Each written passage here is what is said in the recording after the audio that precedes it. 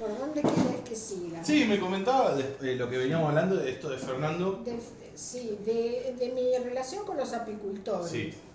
En realidad yo, si tengo que hacer un Balance, resumen de digamos. todo, un balance, para mí fue totalmente positivo.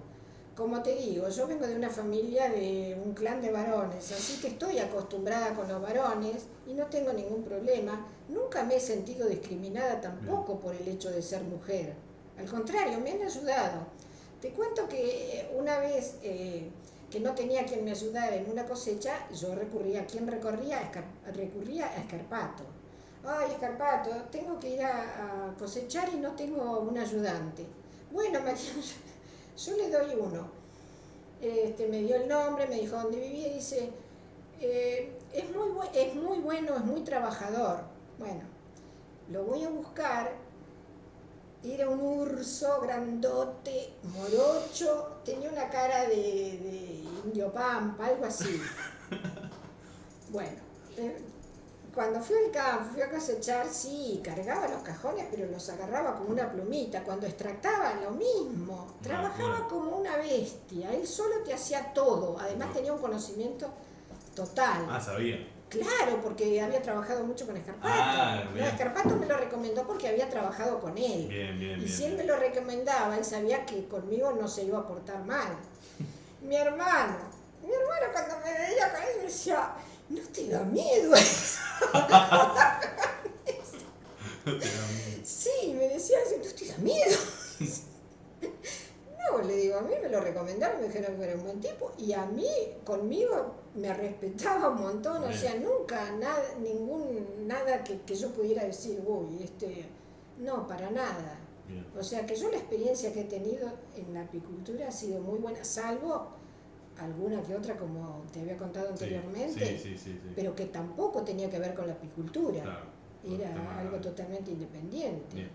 O sea, para mí fue todo positivo. Yo estoy muy feliz de la vida que viví en la apicultura y con la gente de la apicultura y a toda la gente que he conocido, muchísima gente.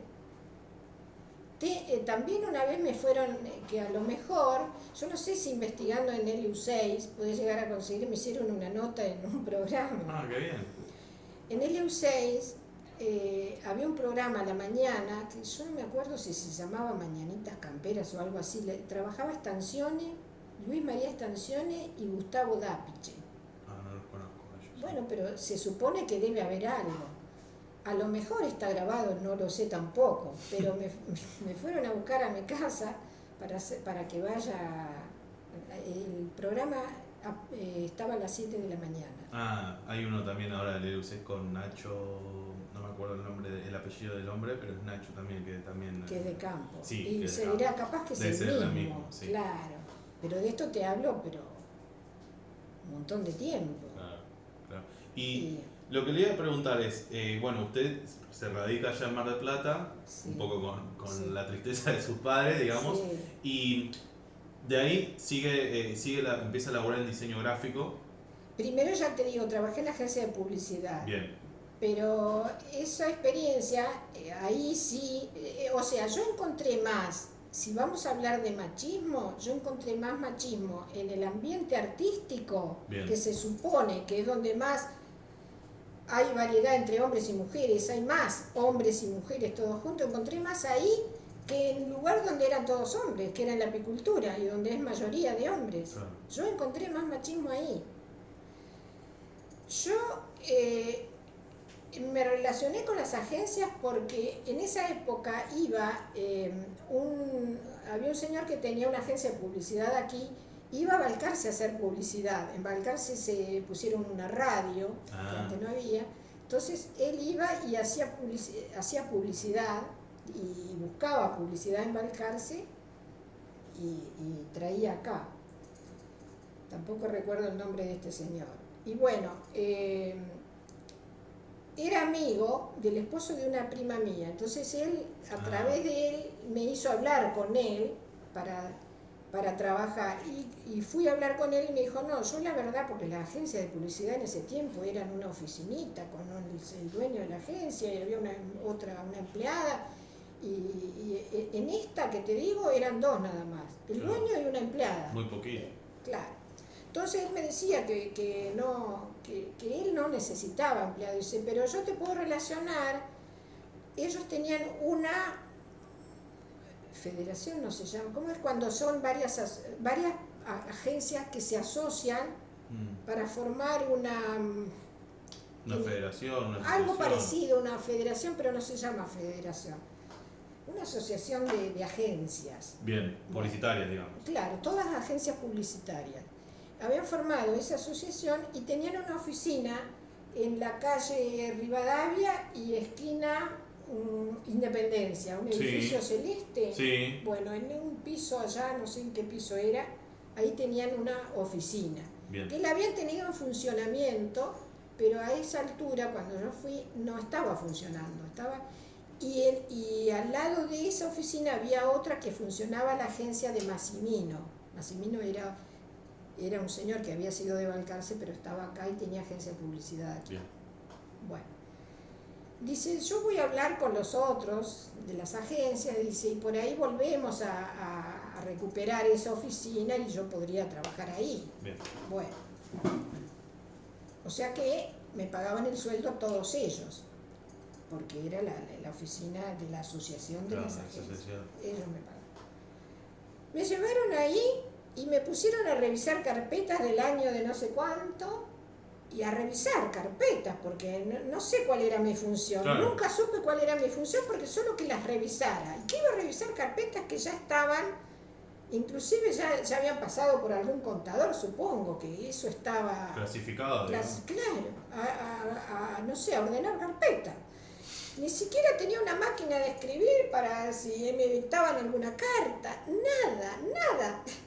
Iba yo, me quedaba ahí sentada sola como y esperando a ver si aparecía alguno, llamaba por teléfono a alguno para ver qué hacía. Yo no sé cuánto tiempo estuve así, pero llegó un momento que yo les dejé una nota y les puse SOS, por favor, necesito trabajar. Bueno, entonces... ¿Y reaccionaron? Sí, entonces vinieron y este señor, el que había estado, me dijo que bueno, que fuera a trabajar con él. Qué volteo. Fui a trabajar con él, pero mientras estuve unos días, me llaman de otra agencia, de la Lyon. Ah, bien. Me llaman y yo digo, ¿qué hago? La otra era una agencia importante, eran dos nada más, y el otro supuestamente me iba a pagar mejor. Se me ocurrió comentárselo a la chica que estaba trabajando ahí, pero yo digo, no le digas nada porque yo no sé si todavía, claro, ¿qué voy a hacer? Yo claro. tampoco, porque el otro me llamó para pedirme que le llevara, como sabía que yo no tenía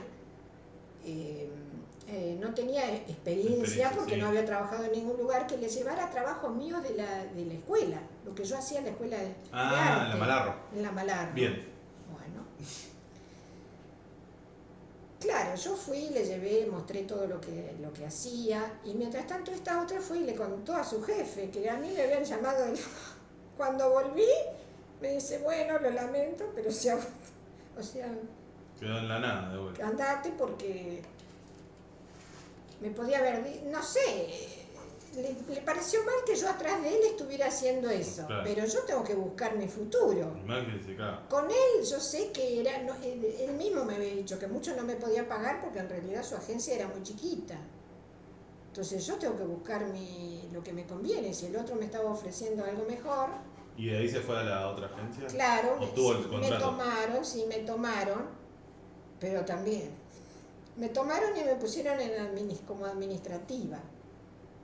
Éramos 3 chicas. Entonces, una era la que se encargaba de llevar todas las pautas publicitarias y todo eso a los medios. Bien. Esa tenía una habilidad para hacer eso tremenda. La otra era la que llevaba toda la parte contable y yo era la que le hacía, como yo ya había tenido experiencia en otro negocio de hacer liquidaciones de sueldos, yo había hecho liquidaciones de sueldos y cuentas corrientes en otro lugar en Balcarce, me pusieron a hacer todo eso también. Pero yo, bueno, y tenían un departamento creativo donde había un creativo, un varón. No era diseñador gráfico, él era era dibujante. Bien, dibujante. Era un dibujante. Antes se manejaban con dibujantes, alguien que le gustara el dibujo. Bueno. Y había dos dueños. Uno era Lionca, que era el señor mayor, y otro era Piovano, el de la funeraria, ¿no? Sí. ¿Conoces? Sí. Bueno, Fernando Piovano. Así estuve no sé cuánto, como 3 años debo haber estado. Y del departamento creativo ni noticias, ni me hablaban. Hasta que por allá un día me dijeron, bueno, digo, por fin voy a subir al departamento creativo. Pero es que aquí, que ya me habían advertido las chicas, que cada chica que venía al departamento creativo, ese señor, Sí. te imaginarás. Sí, no hace falta decirlo. No hace falta decirlo. Entonces te vas a exponer, yo digo, bueno. Y las chicas, bueno, no tenían ningún problema. O sea, hubo mujeres que no tenían ningún problema, pero bueno. Claro, sí, cada una tiene sus reglas. Sus valores. Sí, totalmente. Y como él era soltero o separado, no pasaba nada. Claro. No importa que tuvieran una relación, si total eran dueños de su vida y no le hacían mal a nadie. Yo subí ahí, por supuesto, a mí no me interesaba, ese tipo de cuestiones a mí nunca me interesó, más allá de que viste que vos como hombre sabés que a veces no necesitan decirte algo. Yo hubiera preferido que venga y me diga, bueno, y yo te voy a responder, y no que haya ese tipo de insinuaciones o de cosas. Eso para mí es horrible. Y bueno, nunca tuvo respuesta de mí, por supuesto. Y las cosas que él me daba para hacer, yo las hacía y siempre le encontraba que esto así no, que aquello así no. Y él le molestaba que yo hiciera cosas que por ahí superaran lo que él hacía. Claro. Entonces, conclusión, terminó en que él le pasó a Lionca un informe con que yo no servía para eso. ¿Y que la rajaron? Y me indemnizaron. Dice, no te vamos a despedir, o sea, no va a figurar que pero te indemnizamos y acá no seguís. Y mientras tanto, o sea, después de estas 2 experiencias que tuvo, ¿seguía con la apícola usted? Sí, ¿Volvía a Balcarce todo? Siempre seguí con la apicultura. Yo los fines de semana era a Balcarce. Yo siempre me iba los fines de semana a Balcarce, y si no tenía, como te digo, ese Rubén o algún otro, que inclusive yo tenía la camioneta y no la traía acá porque no tenía dónde dejar. La camioneta quedaba allá, mi papá tenía un lugar donde guardaba los vehículos, la tenía en Balcarce y yo le dejaba la llave, y si había que ir al campo, lo que fuera, iba Rubén. Claro, y ustedes se tomaban el colectivo. Yo iba y venía en colectivo. Bien. Exactamente. Bien. Y en ese momento también seguía laburando usted en CEPA cuando estaba en esta agencia. ¿O yo no sé si... Yo nunca dejé de hacer todo al mismo tiempo. Bien. Nunca. Bien. Ni aun cuando empecé la administración en el edificio, yo siempre hice todo al mismo tiempo. Bien. Yo me las ingenié siempre para hacer todo al mismo tiempo. Bien. Cuando quedé vacante en Lionca, por supuesto yo empecé a buscar en diseño en forma particular. Independiente. Me surgió esto de hacer esta revista de campo. Yo escuchaba todos los días en LU6, siempre escuchaba LU6. Había un programa que se presentaba a un grupo de mujeres, se llamaba Nueva Dimensión, eran todas mujeres profesionales que trabajaban por los derechos de la mujer. En este momento dirían feministas, pero ellas decían, nos dicen feministas, nosotras no nos consideramos feministas. Somos mujeres que luchamos a la par de los hombres por nuestros derechos junto a ellos. Yo las escuchaba, entonces en ese tiempo creo que yo estaba haciendo el boletín del CEPA. Bien. Podría ellas, además de decir sus cosas por radio, podrían informar a través de un boletín. Entonces, como decía la dirección donde se juntaban, me fui a verlas y bueno, ahí me junté con ellas, hice otro grupito, esta vez de mujeres, y les hice un boletín, al boletín Nueva Dimensión. La directora era una psiquiatra que en ese momento era muy reconocida acá en Mar del Plata, la doctora, tampoco me acuerdo ahora el nombre, hace mucho tiempo, tendría que mirar ahí en el boletín. Pero estuve haciéndoles el boletín a ellas también un tiempo y me reunía con ellas también. Fue una linda experiencia también con ese grupo de mujeres. Y después de, o sea, después del... a mí me han llegado por los entrevistados de que el CEPA terminó de una forma... Bueno, ¿querés que te cuente? Claro. Bueno, te cuento. Como que me dieron a entender que fue de a poco que hasta que se terminó disolviendo, pero que hubo intereses de por medio, en donde había reuniones, en donde eran capaz 20 productores, pero había el productor mayor y el resto de los productores y peleaban capaz por el tema del precio de la miel, o el precio de la producción, o el tema de la venta de los materiales.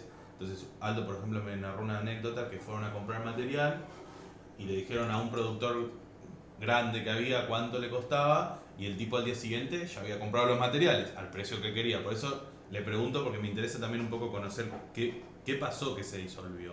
Bueno, yo en cuanto a ese tema, cuando hicieron todo eso de la compra de materiales, yo ahí no intervine. Bien. Porque yo compré, que te lo puedo contar, en Balcarce. Bien. También te lo voy a contar. Para mí un poco la disolución y sobre todo del boletín, después se disolvió el CEPA, pero del boletín pasó por otro lado.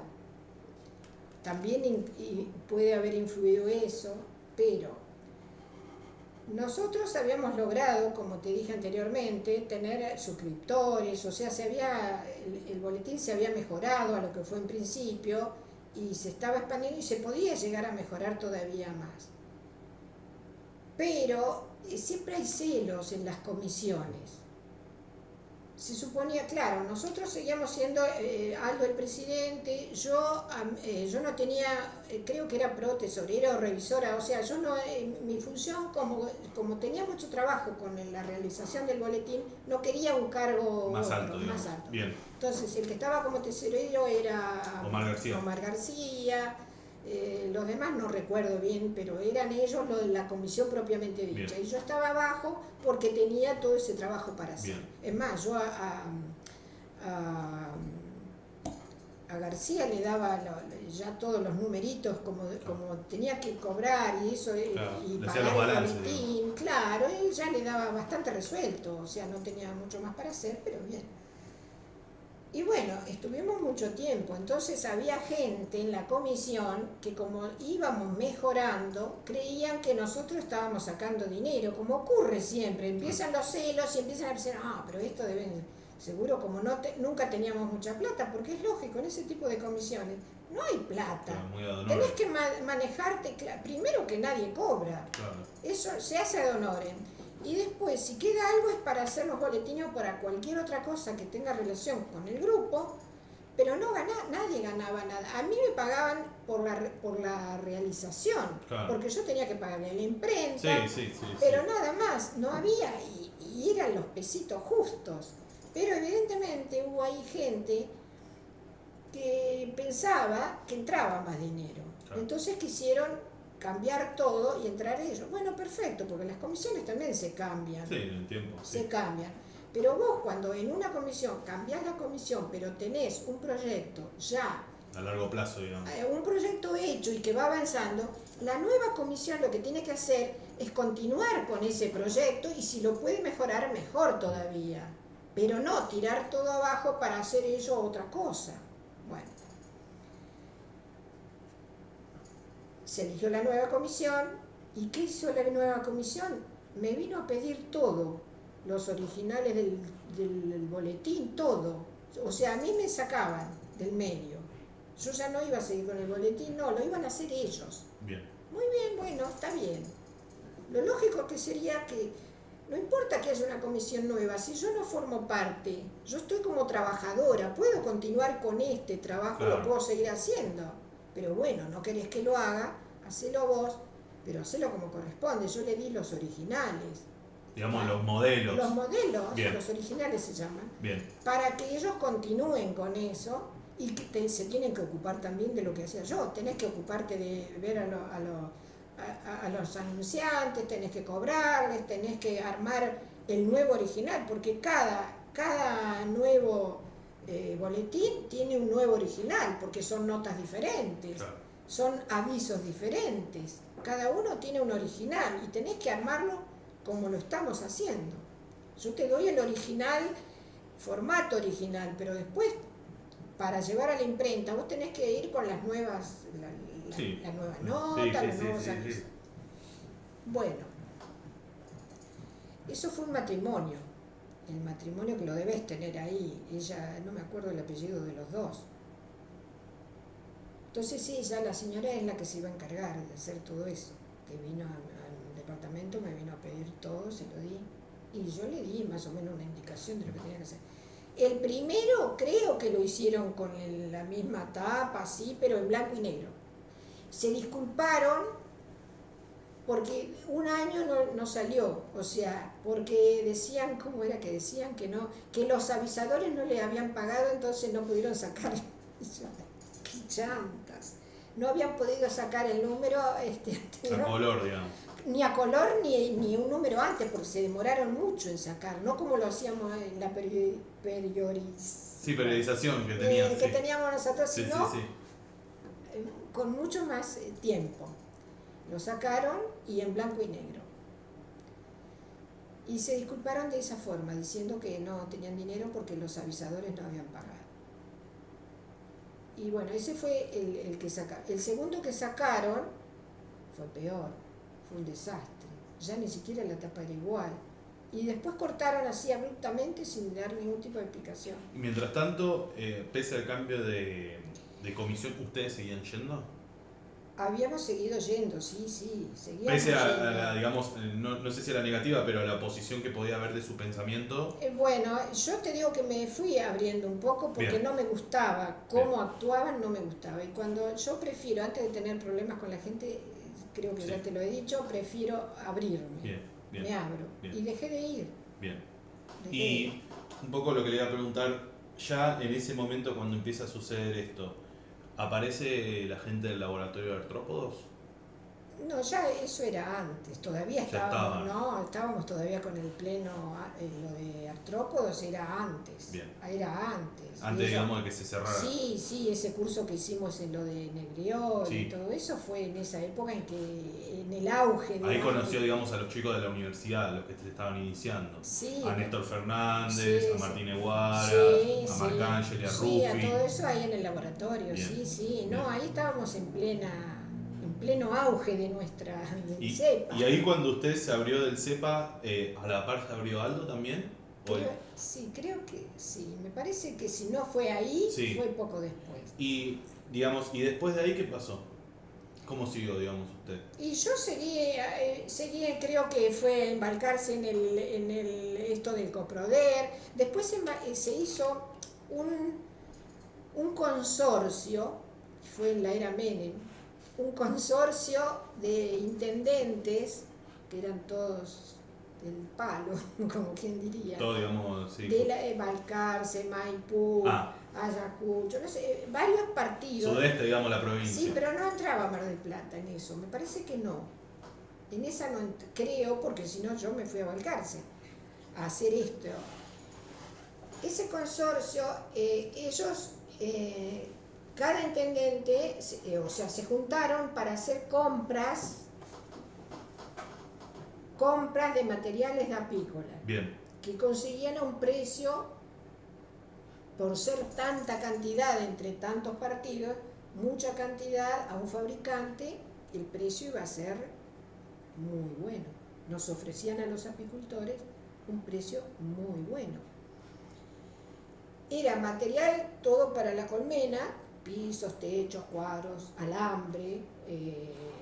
También llegaron hasta una sala completa y no sé qué más artículos. Entonces vos te podías ir a anotar, ¿con cuántas te querías anotar? Con 100 colmenas, Claro. o sea, material para 100 colmenas, material, o sea, 100 techos, 100 pisos, 100 entretapas, 200 salsas. Te lo daban para armarlo vos, no te lo dan armado, te dan el material para que vos lo armes. Como cuando íbamos a comprar a lo de Escarpato o a lo de Antonio Fernández, te dan material y vos lo armás. Los cuadritos lo mismo. Sí. Yo tuve a mis sobrinitos que eran chiquitos así, todo armando cuadritos. A mí también me pasó eso en Bueno, algún a vos también te momento. pasó. Bueno, Sí. bueno. yo por supuesto me anoté, creo que eran 150 compré yo. Entonces vos podías pagar o con miel o iba mensualmente entregando dinero. Yo allá en la Secretaría de producción de Balcarce, ahí es donde te anotaba. Bien. Que ahí trabajaba mi cuñado, yo tengo un cuñado que es ingeniero agrónomo y él trabajó, él era fiscalizador de papa, o sea que él andaba por, pero tenía la oficina ahí, en la misma Secretaría de la Producción. Y bueno, el material te digo que era de segunda, no era material de primera, era de segunda, pero bueno, era un precio, a un buen precio, te daban las facilidades para pagar, ibas haciendo entrega mensual o como pudieras, podías llevar dinero, podías llevar miel. Bien. Yo fui dando dinero, pero la última etapa me quedaba y le fui a decir que les iba a pagar con la miel. Sí, ningún problema, cuando tengan la miel nos avisás. Recuerdo que eran 6 tambores de miel. Cuando tuve los 6 tambores de miel, voy a avisar. Yo ya me había enterado que había algunos problemas, así a nivel del consorcio, de los intendentes. Algún problema había, pero no sabía qué era.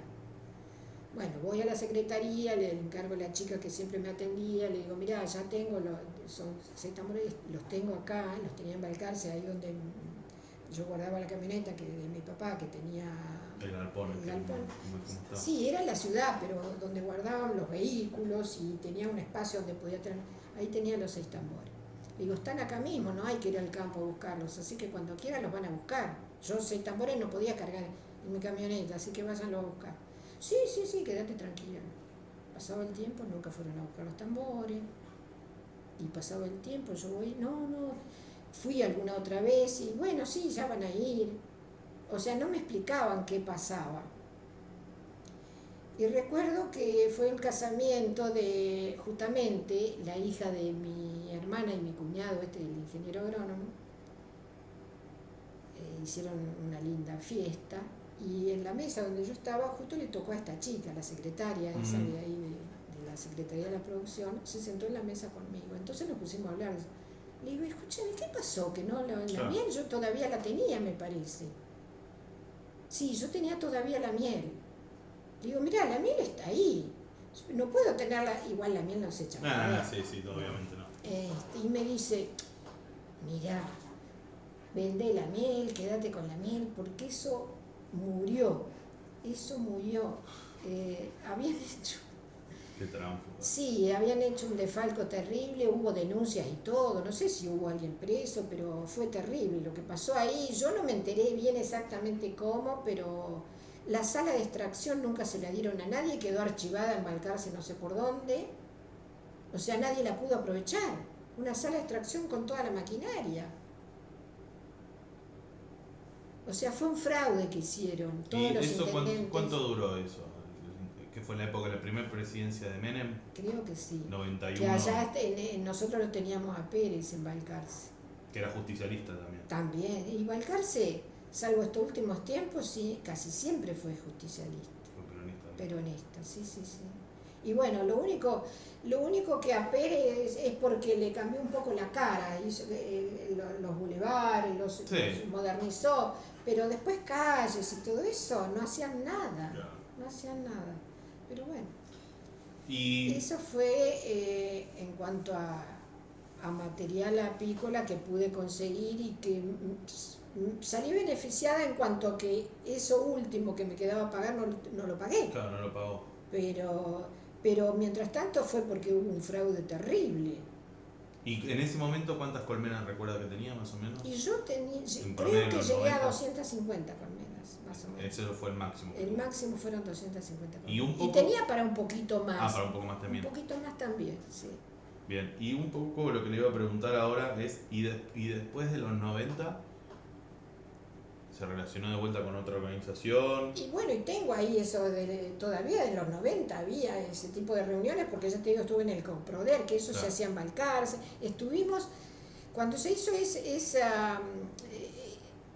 ese ensayo para la Barroa, sí. teníamos, nuestra coordinadora era una ingeniera agrónoma de Lobería. ¿Pepino? No, Palacios, Alejandra Palacios. ¿La conociste? Sí, bueno, ya le hice entrevista también. Ah, bueno, Alejandra. Sí, que era muy jovencita en ese momento. En esa época era jovencita, sí. Sí. Ella venía. Y un poco, ahora ya que me nombra el tema del Barroa, hay una teoría que es que el Barroa entró por el Paraguay, bajó por Formosa y entró a la provincia de Buenos Aires más o menos en el año 81, 82.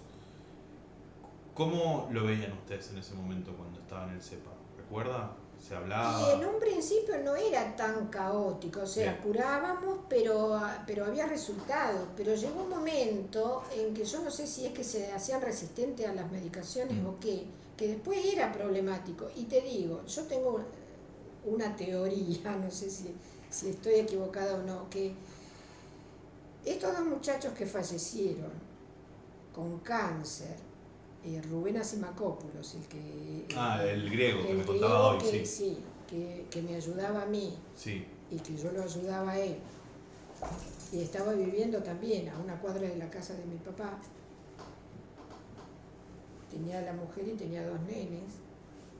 Y Saco, que era el esposo de una doctora ahí en Balcarce,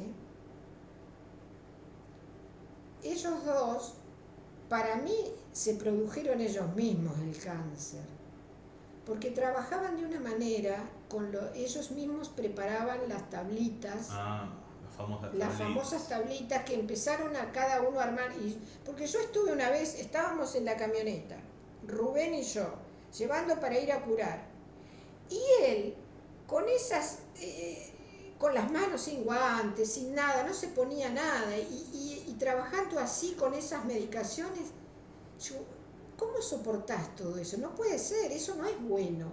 Y yo fui al lugar donde ellos dos armaban las tablitas, un galpón que tenían dentro de la ciudad también, y ahí adentro no podías estar. ¿Por qué? Y porque eso despide un olor. Además del olor, eso despide gases. Donde vos tenés ese tipo de medicaciones concentradas y con el calor o lo que fuera, despide uno. Sí. Eso que vos estás respirando, no es oxígeno puro. Eso para mí ellos mismos se produjeron de trabajar. Tenés que cubrirte, ponerte un barbijo, guantes, anteojos, cuidar tu cuerpo de todo eso. Tenés que trabajar como si fuera un laboratorio, no como si... Para mí, ellos dos, porque los dos, qué coincidencia que los dos murieron de cáncer y en tiempos no muy... ¿Y hubo casos similares así? No sé si hubo alguno más, pero no sé si no hubo alguno más.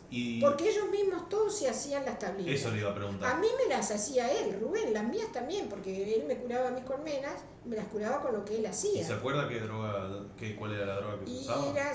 Yo conocía la droga, pero ahora no recuerdo no sé, ahí está. Pero la droga... Ahí la vas a encontrar porque en todos esos papeles que yo te estoy dando, ahí están todas las... Pero la droga esa era... Te la vendían para hacer eso. Pero no era para apicultura. Sí. Era para apicultura, era para abejas. Sí, era para eso, sí. Bien. Sí. Bien, y después ya entrado el 2000, usted, porque eso también lo que le quería preguntar, ¿usted nota que en todos los 30 y pico de años que estuvo en la actividad hubo un cambio en lo que veía de sus padres, capaz en España, en la forma de producir a lo que usted empezó a hacer? Por supuesto, porque lo que ellos hacían era totalmente casero y rudimentario. No había, no se conocían las colmenas, las troques, el modelo industrial. El modelo industrial. Sí. Eso no se conocía en aquella época en España. Quizá en otros niveles de apicultores más grandes ya... No sé si en la época de mi padre ya existía o no, eso no lo sé. Bien. Tenían ese librito que te digo que perdí, ahí estaban las épocas, en cuanto fueron cambiando. Bien. ¿Y en la forma de producir, lo mismo, la forma de cosechar también, cree que cambió eso? O sea, todo ha cambiado, todo cambió muchísimo. Hubo cambios muy grandes, muy grandes. Hubo cambios muy grandes. Y creo que la época nuestra fue como una especie de revolución. Sí, ¿no? Sí. Eso es lo que quería preguntar. Aunque hubo ya una anterior, según tengo leído por ahí en algún lado, que hubo por los años 40, creo, hubo también una especie de, no tanto como lo del cepa y de ese periodo, pero hubo algo así aquí que causa de las enfermedades, sobre todo la loquia americana, se terminó. Bien. Cosa parecida a lo que pasó acá, porque cuando yo dejé la apicultura también estábamos con un grave problema de loquia americana. ¿En qué año? ¿Se acuerdan? Y ya serían los 2000, sí, 2000 y pico, sí. Sí, porque yo me vine a vivir acá en el 2005 que falleció mi papá. Bien.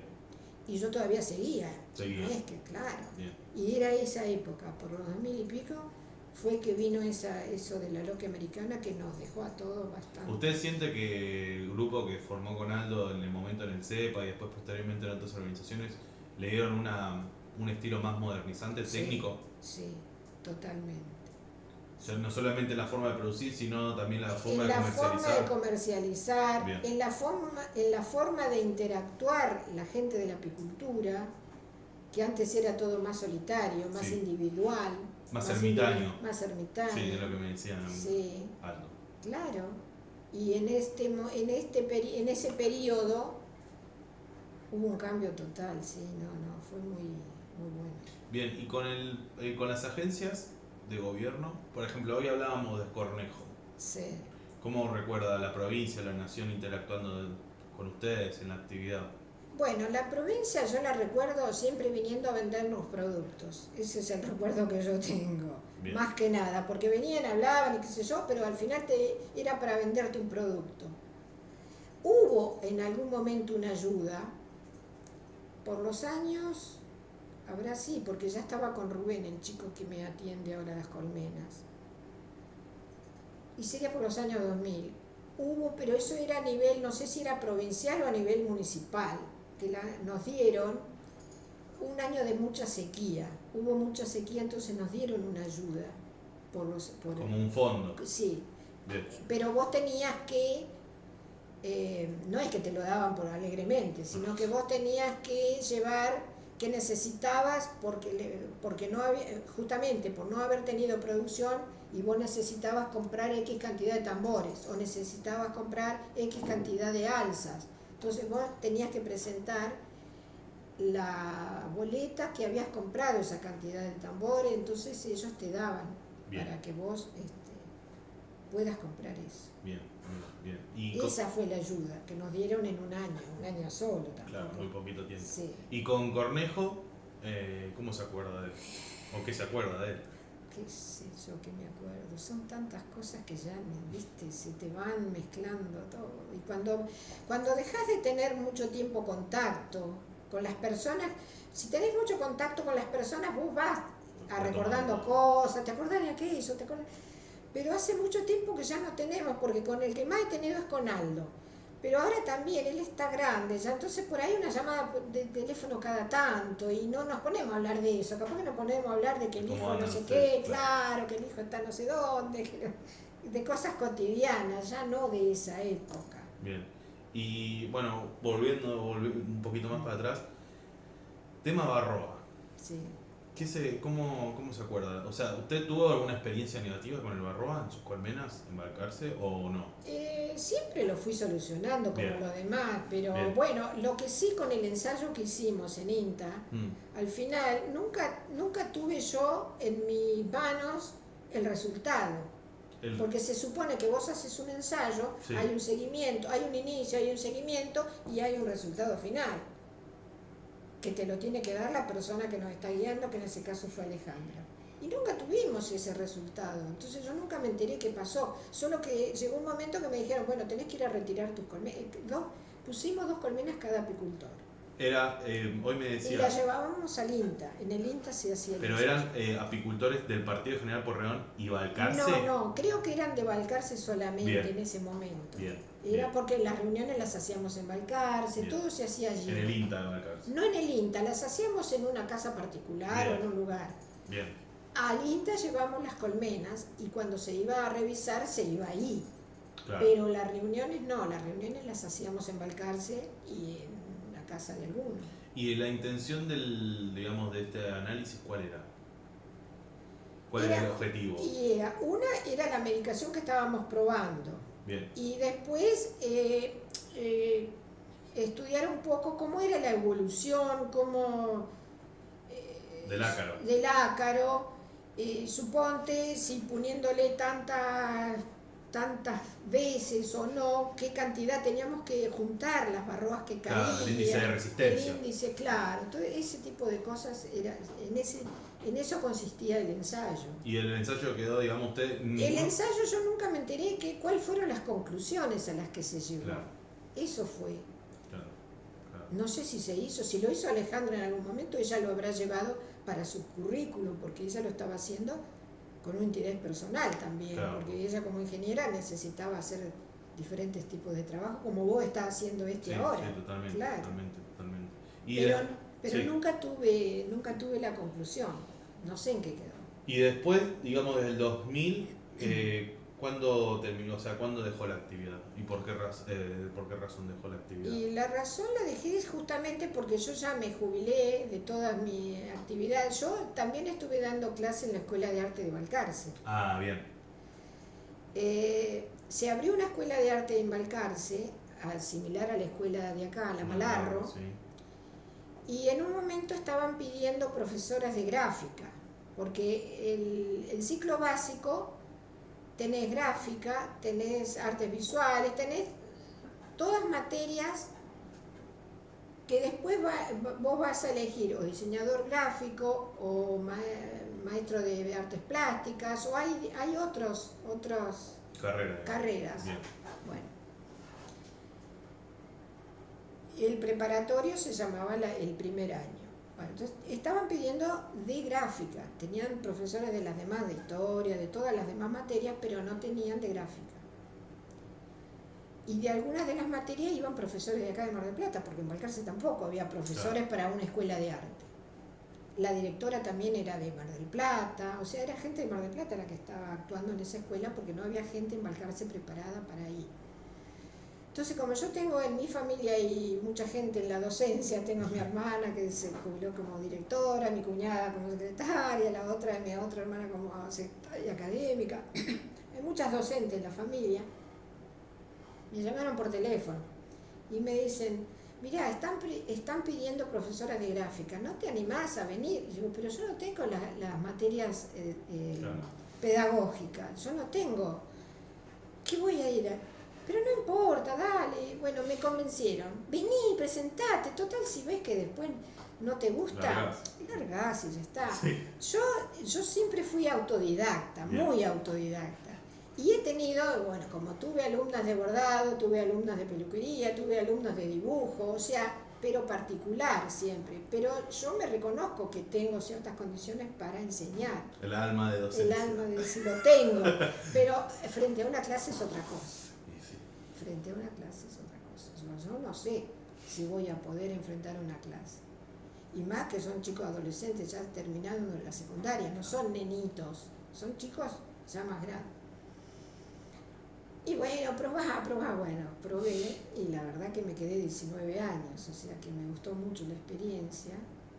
También a otros profesores mucho no les agradaba mi forma de enseñar, porque a mí me gusta innovar, o sea, si vos estás estudiando, suponte, para diseñador gráfico, se supone que todas las materias tienen que estar interrelacionadas.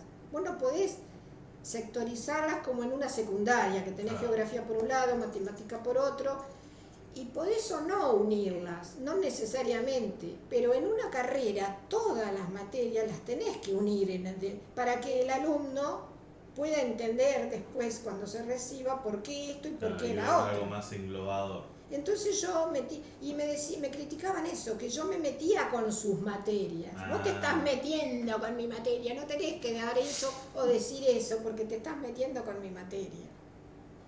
Eso me han llegado a decir. Claro. Y bueno, a mí no me importa, yo quiero que mi alumno salga entendiendo el porqué de las cosas, de por qué de la materia, y qué relación tiene esta materia con la otra.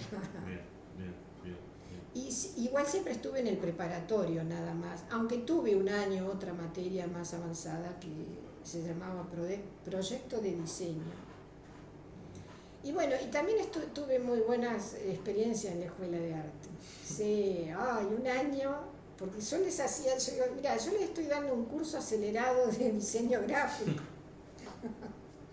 Yo les daba cosas que yo me acuerdo que ni a mí en la escuela Malarro tampoco me las daban, también me las hacían un poco sectorizadas.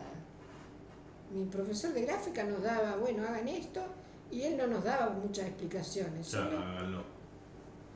Y a mí me gustaba explicarle, y hablarle, y contarle, qué sé yo. Y el porqué de las cosas, no sé. Y después, digamos, se volvió a embarcarse y se quedó ahí. ¿Cuándo? Cuando me comenta esto de la escuela, ¿o seguí? No, yo iba y venía. Yo tenía solamente, como tenía gráfica nada más, Bien. era una materia, eran 2 o 3 horas.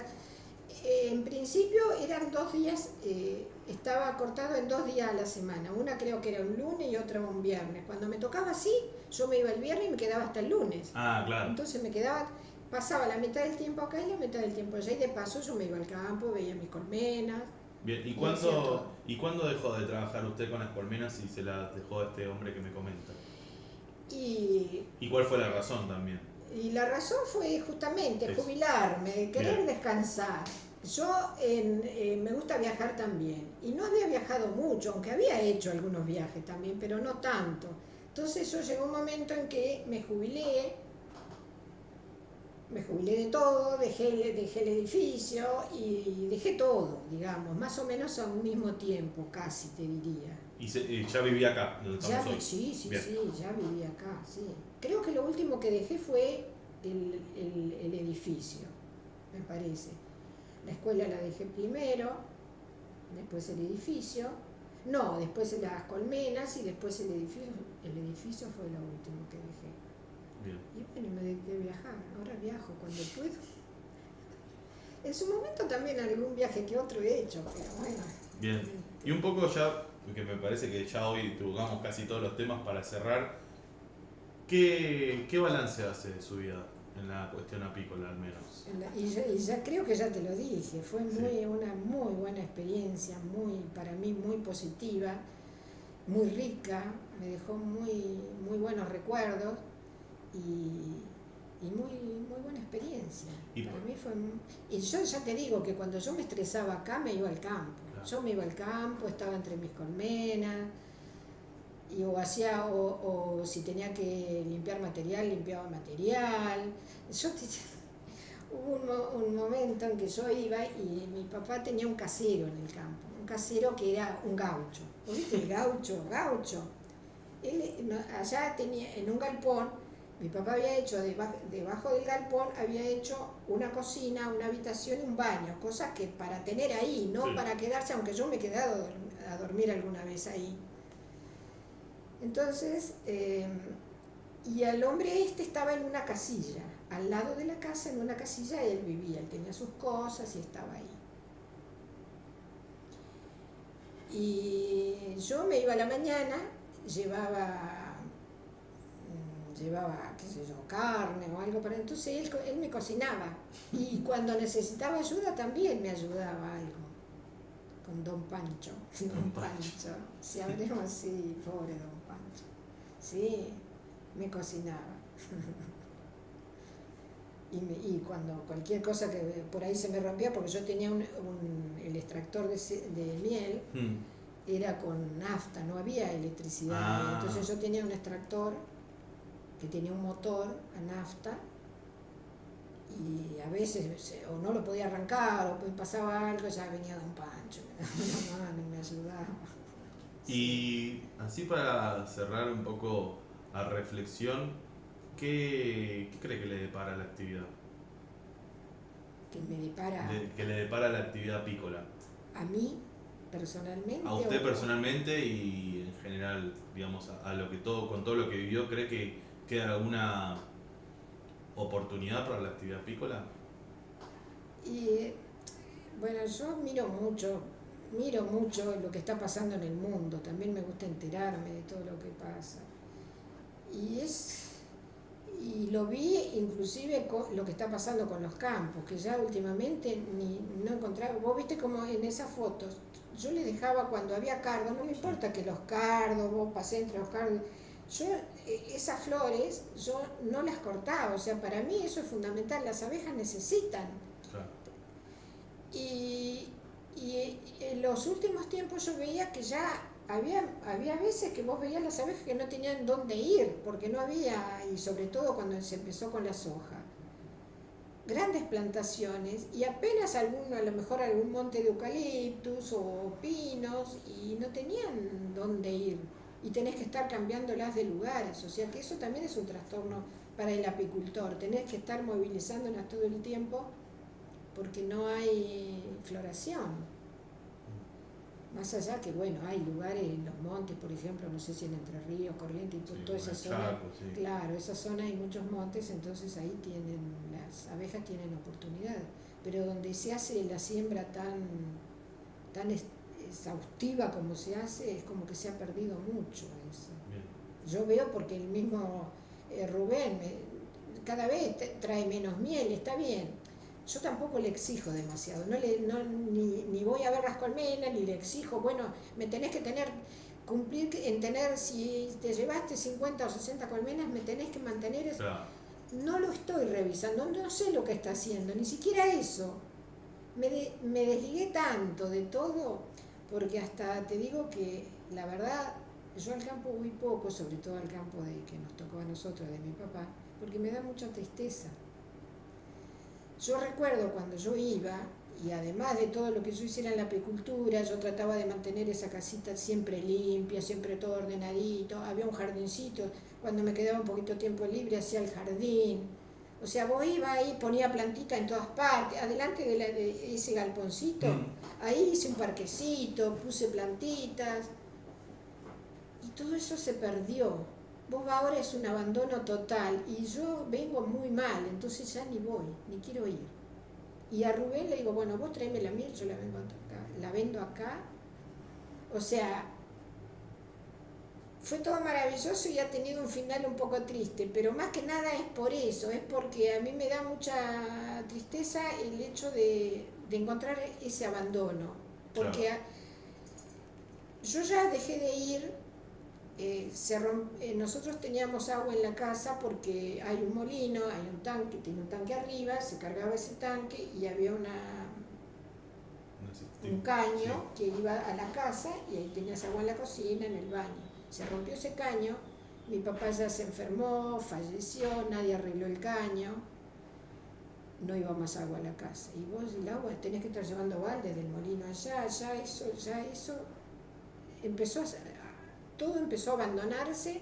Después, al no haber nadie, no hubo más caseros,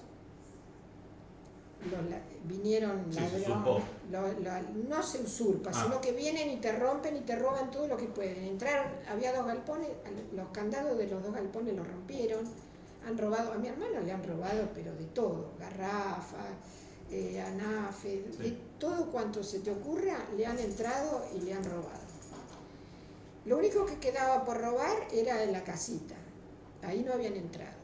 Entonces un día, cuando ya mi hermano también falleció, en el 2017 falleció mi hermano, quedó un sobrino, que es el que quedó con todo, el único que le gusta el campo y quedó con el trabajo de mi hermano. Entonces, a mi hermano no le tocó esa parte, él estaba en otro, pero siempre mientras él vivió nos hacía los trabajos a nosotros. Bien. Cuando falleció él quedó el hijo. Entonces mi sobrino viene un día y nos dice, tía, vayan y saquen lo que tengan en la casita porque ya han entrado a los galpones, el próximo va a ser la casita, van a romper y van a entrar. Entonces yo lo llamé a Rubén, y me llevó y me traje los cachivaches, porque ya eran cachivaches, pero no importa, yo a mí lo que no me van a robar, me traje sillas, hasta las hornallas de la cocina me traje para que no se lleven la cocina. Claro. Me traje las hornallas y todo, cosa que no funcione, la garrafa, la mesada, los cajones de la mesada me traje también, para que no se lleven nada. No se van a llevar una cocina sin... No, totalmente. Y una cocina vieja. Una nueva le podés conseguir, una ya nueva, pero era una cocina vieja. ¿Y usted? Así que tengo acá en mi garage, lo tengo lleno de cachivaches, cosas así. Entonces todo eso a mí me da mucha tristeza. Entonces no voy. No voy. ¿Prefiere quedarse con el recuerdo? Prefiero quedarme con los buenos recuerdos, con todo lo lindo que pasé ahí. Con todo lo bueno. Ya te digo, yo cuando me estresaba acá, me iba al campo. Te digo que hasta he dormido ahí en esa casita. Una vez llevé una parienta y nos quedamos las 2 de la noche.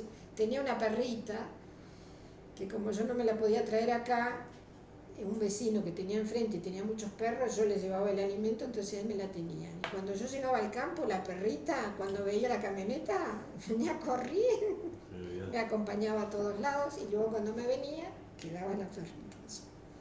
Canela, pobrecita. Pero fue, o sea, como reflexión me parece que es interesante lo que dice usted de no escarbar capaz en lo que pasó en el pasado, sino quedarnos con el presente y revivir el presente de lo que nosotros tenemos buenos recuerdos. Sí. No, inclusive del pasado, yo rescato siempre todo lo bueno y la enseñanza que pude sacar de cada una de mis experiencias, que como verás ha sido multitudinaria mi actividad en todas las cosas. Como no me casé, más allá de que el primer novio que tuve fue muy jovencita, después sí hice algunos intentos, pero bueno, como ninguno prosperó y yo me fui formando una idea propia y que mi libertad es el mayor tesoro que tengo, es mi libertad. Entonces, si yo un día esa libertad la voy a compartir con otra persona, tiene que ser alguien muy afín a mi pensamiento. Bueno, no se dio, no me interesa, no estoy frustrada por eso, al contrario. Y además de ese grupo de mujeres que encontré después otro grupo, también participé en otro grupo de mujeres. Mesas redondas para americanos, no sé si alguna vez la oíste nombrar. Lo escuché nombrar, no sé cuál era su función. Esa se inició en Estados Unidos y fue bajando por toda América. Y en Estados Unidos se creó, creo que en la Gran Depresión de los años 30, entonces mujeres para ayudar a otras mujeres. Bien. Entonces se iban autoayudando y autocreando o emprendimientos o lo que fuera para ayudarse entre sí. Y eso fue bajando y bueno, acá vino a Mar del Plata y un día de la mujer yo llamé a una amiga para ver si tenía pensado hacer algo. No, la verdad que no, estoy aquí. No, me dice, pero hay otra amiga que teníamos en común las dos, dice que ella está en un grupo y van a hacer una charla o una actividad por el Día de la Mujer. Dice, si querés venite. Bueno, me fui a la casa de ella, nos fuimos a ver y era ese grupo. Así que ahí enganché y estuve un tiempo también ahí con ellas, pero después se disolvió ese grupo. Bien. Sí. Bueno, le agradezco por la entrevista que me dio. Me parece que pudimos hablar un poco de todo y eso es lo que importa al fin y al cabo. Bueno, Le agradezco muchísimo. Gracias a vos porque la verdad Gracias. me gusta hablar de todo un poco. De todo un poco, sí.